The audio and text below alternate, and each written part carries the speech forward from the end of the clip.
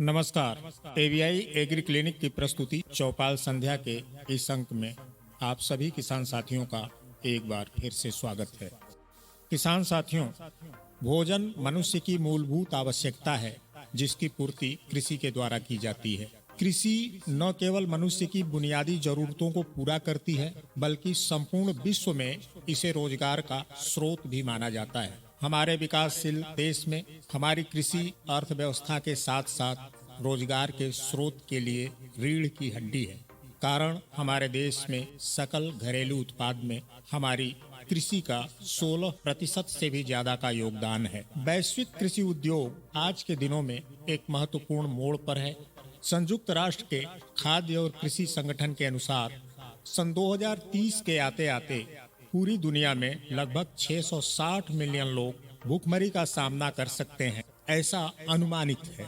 बढ़ती जा रही आबादी के लिए खाद्य आपूर्ति सुनिश्चित करने के लिए हमारी कृषि प्रणाली को फिर से एक बार पुनः परिभाषित करने की नितांत आवश्यकता महसूस हो रही है। किसान साथियों, ऐसा करने के लिए सबसे बेहतर तरीका हमारी कृषि संबंधी सूचनाओं का आकलन करते हुए खाद्य उत्पादन के हर पहलू में हर पैटर्न की जानकारी हासिल करना हो सकता है।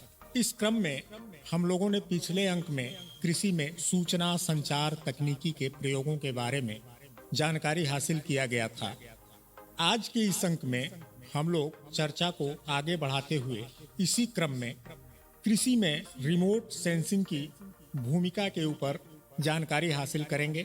तो आइए जानते हैं रिमोट सेंसिंग क्या है और कृषि क्षेत्र में हम कैसे इसे प्रयोग में ला सकते हैं। रिमोट सेंसिंग, जिसे हम हिंदी में सुदूर संवेदन कहते हैं, रिमोट सेंसिंग के माध्यम से किसी वस्तु के सीधे संपर्क में आए बिना उसके बारे में हम आंकड़ों का संग्रह करते हैं।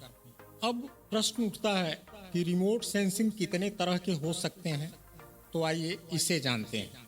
किसान साथियों, सैटेलाइट रिमोट सेंसिंग, ये रिमोट सेंसिंग सैटेलाइट्स कई सेंसर से लैस होते हैं। इनका मुख पृथ्वी की ओर होता है, जहां से ये सूचनाओं को एकत्रित करके हमारे साथ जानकारी साझा करते हैं। दूसरे नंबर पर ऑप्टिकल और इंफ्रारेड रिमोट सेंसिंग, तीसरा माइक्रोवेव रिमोट सेंसिंग। हमारे देश में सर्वप्रथम सन 1970 में अंतरिक्ष के स्काई लैब से रिमोट सेंसिंग का अवलोकन प्रारंभ हुआ था। हमारे देश में रिमोट सेंसिंग सैटेलाइट प्रोग्राम के जनक के रूप में के कस्तूरी रंगन को जानते हैं। हम भारत का पहला स्वदेश निर्मित प्रायोगिक रिमोट सेंसिंग उपग्रह भास्कर 1 को 7 जून 1979 को वोल्गोग्राद स्पेस स्टेशन, जो कि रूस में स्थित है, वहां से लॉन्च किया गया था। 442 किलोग्राम भार वाले इस उपग्रह की मिशन लाइफ 1 साल की थी। पिसारोथ राम पिसारोती, ये नाम है। पिसारोथ राम पिसारोती एक भारतीय भौतिक विज्ञानी और मौसम विज्ञानी थे।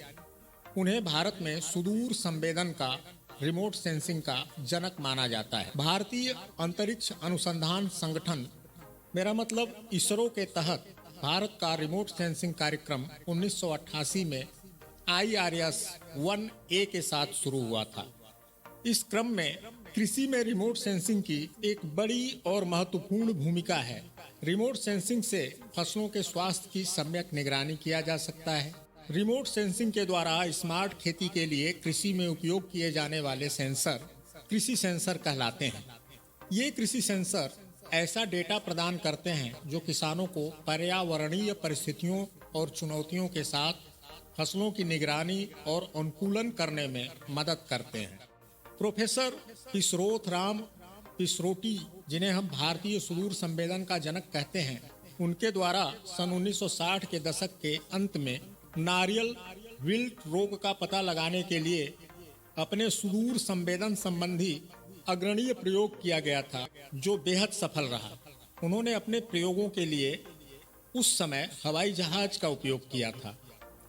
कृषि क्षेत्र में रिमोट सेंसिंग के उपयोग से किसी स्थान की फसल, उसमें होने वाली बीमारियां तथा किस स्थान पर कौन सी फसल को उगाया जा सकता है, इन सभी स्थितियों की स्टडी की जाती है। इसके अलावा किसी स्थान की मिट्टी तथा उसकी कैरेक्टरिस्टिक के बारे में भी पता लगाया जाता है। यानी कुल मिलाकर हम कह सकते हैं कृषि क्षेत्र में यानी स्मार्ट कृषि के लिए रिमोट सेंसिंग की एक महत्वपूर्ण भूमिका है, जिसके द्वारा इकट्ठा किए गए डेटा को हम कृषि में अनुप्रयोग करते हुए अपनी उत्पादन क्षमता को बढ़ा सकते हैं। आज के अंक में बस यहीं तक।